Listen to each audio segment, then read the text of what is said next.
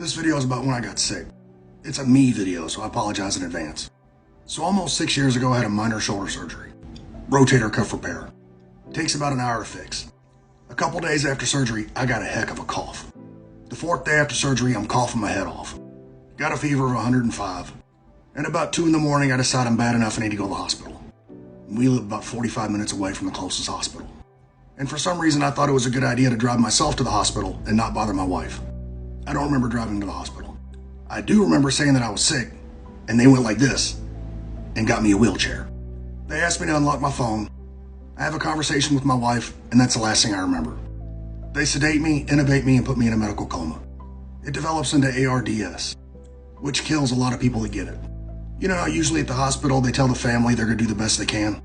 No, they told my wife I was gonna die, and she needed to make funeral arrangements. That's how bad off I was.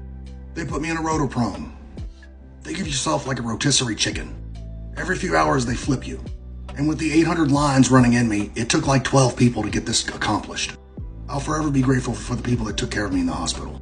Because I was asleep for all this. When I woke up, it got way worse. So that's my dad waiting for me to stop breathing. And something you may not know, but from firsthand experience, when you're in a coma, sometimes you can hear people. I can't write you a book, but I can write you cliff notes. And I was there for over a month, and so was my wife. She never left. I remember my wife holding my hand and praying for me and telling me, I need you to fight for me. And I heard her just like you heard me say it. And that was also the moment I realized I was sick and in bad shape. And probably because of my work history, it was one horrible nightmare after another that you couldn't wake up from. When they take x-rays of your lungs, they're supposed to be all black because they're empty. Mine were all white, except for a little sliver at the top. That's what I was living off of. They can concentrate oxygen enough to where you can live off of very little. The problem is, you can't breathe out CO2 gas, so you poison yourself. So I had liver failure, kidney failure, you name it, I had all the failures. Spoiler alert, I eventually did wake up. And I had to communicate by squeezing my wife's hand, yes or no. And the first thing I remember her telling me was, don't try to get up, you can't walk. So I was a little confused. And she wasn't wrong, I had to figure out walking again. I couldn't even feed myself. I had to have kidney dialysis for about 3 or 4 months after this.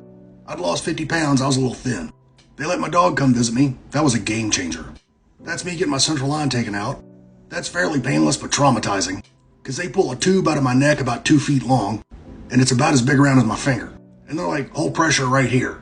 And I'm like, you're not even gonna put a stitch in it? I mean, it worked, I didn't die. It took about 8 months to a year to bounce back, and it'll make you appreciate every moment you get. No matter how bad my day is, I tell people, every day's a +1. But I guess God still had use for me, and I'm grateful for every moment.